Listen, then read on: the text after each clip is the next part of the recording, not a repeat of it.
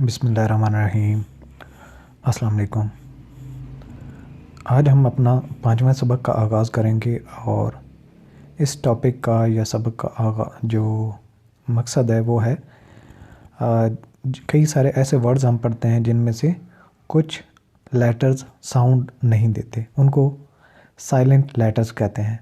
एक वर्ड ऐसा आता है जिसमें हम एक लेटर होने के बावजूद उसकी साउंड नहीं प्रोड्यूस करते, तो इसको साइलेंट लेटर्स कहते हैं उस वर्ड के अंदर। तो इसके भी कुछ उसूल हैं कि कौन सा लेटर कब साइलेंट होगा, तो उसके बारे में आज हमारा सारा जो है ये लेक्चर है और हम सारी उसी पे ही बातें करेंगे। और इस लेसन को भी, सबक को भी हमने 2 हिस्सों में तकसीम किया है। इसके 14 प्रिंसिपल्स हैं, 14 है पैटर्न है जिनको हम हाफ पढ़ेंगे, यानी कि 7 प्रिंसिपल आज पढ़ेंगे और 7 अगले लेसन में हम पढ़ेंगे।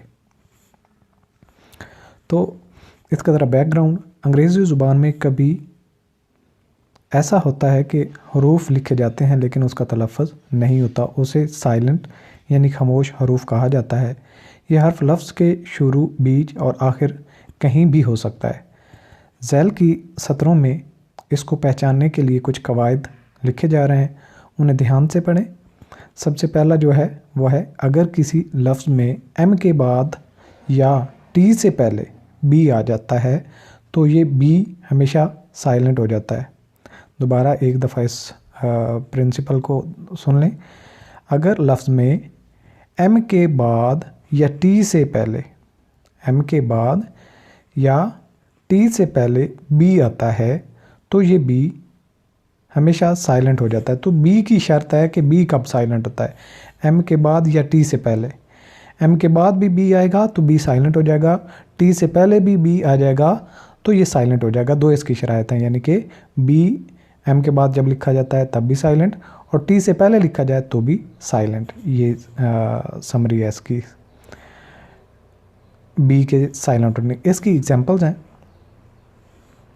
बॉम्ब, इसको हम बॉम्ब पढ़ते हैं, बी एंड वाला साइलेंट हो जाता है। कॉम, बी साइलेंट हो जाता है।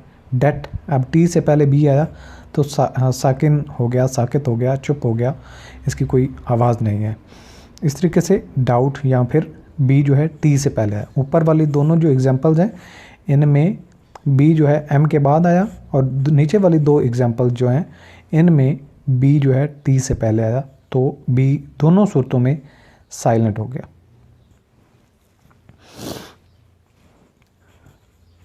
दूसरा इसका प्रिंसिपल है, अगर किसी लफ्ज़ में एम के बाद एन आता है तो एन हमेशा साइलेंट हो जाता है। तो सिंपल ये है, एम के बाद एन होगा तो एन की आवाज़ नहीं आएगी। जैसे कि आटम, एन जो है एम के बाद आया इसलिए साइलेंट हो गया। हाइम, और आटम ख़ज़ां को कहते हैं हाइम, हमद को कहते हैं सना।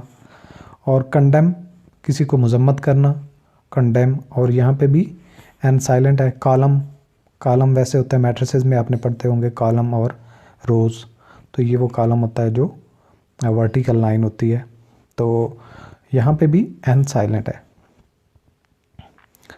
तीसरा प्रिंसिपल है, अगर किसी लफ्ज़ में एन या एस से पहले पी आता है तो पी हमेशा साइलेंट हो जाता है। तो पी की यहाँ पे हम लर्न कर रहे हैं कि पी कब साइलेंट होता है, जब ये एन और एस से पहले आ जाए। जैसे कि पनोमोनिया, इसको निमोनिया हम कहते हैं, तो इसमें आप पी देखें तो निमोनिया हम पढ़ते भी हैं और हर एक को पता, कभी कभी किसी ने कहा पनोमोनिया, यही होता है नमोनिया, तो पी यहाँ पे साइलेंट हो जाता है, पनोमोनिया नहीं बनेगा, निमोनिया इसको पढ़ा जाएगा। इस तरीके से यहाँ पे साम, अब इसको वैसे देखेंगे तो साम, लेकिन ये पी साइलेंट हो जाएगा। क्यों? क्योंकि एस या एन से पहले जब भी पी आता है तो साइलेंट हो जाता है। तो साम, इसको क्या कहते हैं, भुजन को, भुजी हुई चीज़। इसके अलावा न्यूमेटिक्स, इल्मुल हवा, मुझे इसके बारे में नहीं पता कि इल्मुल हवा किसको कहते हैं, खैर आप इसको गूगल कर सकते हैं या किस तरीके से सर्च कर सकते हैं। यहाँ पे भी पी जो है एन से पहले आया इसलिए न्यूमेटिक्स आ गया। इसके अलावा साइकोलॉजी जो है यहाँ पे भी पी नहीं पढ़ा जाता क्योंकि एस से पहले आ जाता है। साइकोलॉजी इल्म नफ्सियात होता है। चौथा प्रिंसिपल है, अगर किसी लफ्ज़ में एम, एफ, के, डी से पहले एल आता है तो एल हमेशा साइलेंट हो जाता है। तो एल के बारे में हम यहाँ पे पढ़ रहे हैं। एल जो साइलेंट होने की 4 कंडीशन है, यानी कि ये एम, एफ, के, डी से पहले जब भी एल आएगा तो साइलेंट हो जाएगा। तो यहाँ पे देखें, काम, पुरसुकून, ये किससे पहले आया है? एम से पहले। तो हमने पढ़ा कि एम से पहले जब आएगा। नेक्स्ट है हाफ, और हमने पढ़ा कि एफ से पहले एल आ जाए तो एल जो है वो साइलेंट हो जाता है। हाफ का मतलब आधा होता है। इस तरीके से वाक, के से पहले हमने पढ़ा एल आता है तो साइलेंट हो जाता है, तो साइलेंट हो गया। इसी तरीके से डी से पहले एल आएगा तो फिर साइलेंट हो जाएगा, जैसे कुड। इसी तरीके से साम, अब यहाँ पे भी एल की आवाज़ नहीं है। और काफ, गाय का बछड़ा जो होता है, जिसकी हमने एग्जांपल भी दी थी। टॉक, बात करना। शुड, होना चाहिए, शुड, तो यहाँ पे भी एल साइलेंट है। तो ये थी इसकी एग्जांपल्स। और नेक्स्ट हमारा जो है 5वां प्रिंसिपल, वो है अगर किसी लफ्ज़ में एन से पहले के आता है तो के हमेशा साइलेंट आ जाता है। अब यहाँ पे के की बात हो रही है, के जब एन से पहले आ जाएगा तो के साइलेंट हो जाएगा। तो यहाँ पे देखें, नो, जो है के एन से पहले आया तो साइलेंट हो गया। इस तरीके से नॉट, गांठ लगाना। नाइफ, चाकू को कहते हैं, KNIFE, तो एन से पहले के आया तो साइलेंट हो गया। यहाँ पे नॉक, खटखटाना, तो के जो है एन से पहले आया तो साइलेंट हो गया। छठा प्रिंसिपल जो है, अगर किसी लफ्ज़ में एन से पहले जी आता है तो जी साइलेंट हो जाता है। यहाँ पे हम बात कर रहे हैं जी की। एन से पहले जी आएगा तो जी जो है वो साइलेंट हो जाएगा। जिस तरीके से नेट, यहाँ पे जी एन से पहले आया, साइलेंट हो गया। नेट का मतलब पिस्सू होता है। इसके अलावा रिज़ाइन, अब जी यहाँ पे साकिन हो गया क्योंकि जी जो है एन से पहले आया, तो इस्तीफ़ा देने को रिज़ाइन कहते हैं। डिज़ाइन, किसी चीज़ का नमूना, तो यहाँ पे भी एन से पहले जी आया तो जी साइलेंट हो गया। इस तरीके से रेन, हुकूमत करना, REIGN, तो जी एन से पहले आया तो साइलेंट हो गया। 7वां प्रिंसिपल है, अगर किसी लफ्ज़ में सी से पहले एस आता है तो सी साइलेंट हो जाता है। सी से पहले एस आ जाए तो सी हमेशा साइलेंट हो जाता है। जैसे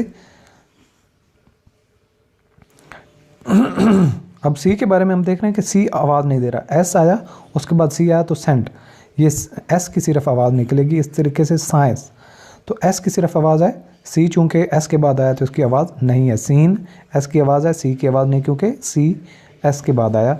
इसी तरीके से सीजर्स, कैंची जिसको कहते हैं। तो ये सारी की सारी बातें थीं जो साइलेंट होते हैं। मुख्तलिफ हमने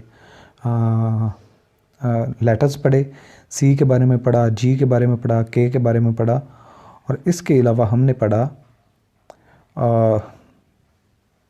बी के बारे में कि बी कब साइलेंट होता है, और उसके बाद हमने एन के बारे में पढ़ा, पी के बारे में पढ़ा, एल के बारे में पढ़ा। तो आपने अपने टाइम में आप इनको रिवाइज़ करना है, याद करने की कोशिश करना है, कोशिश करें कि अपने नोट्स साथ में बनाते जाएं जो आपके बाद में हमेशा के लिए हेल्पफुल साबित हों। खुदा हाफिज़।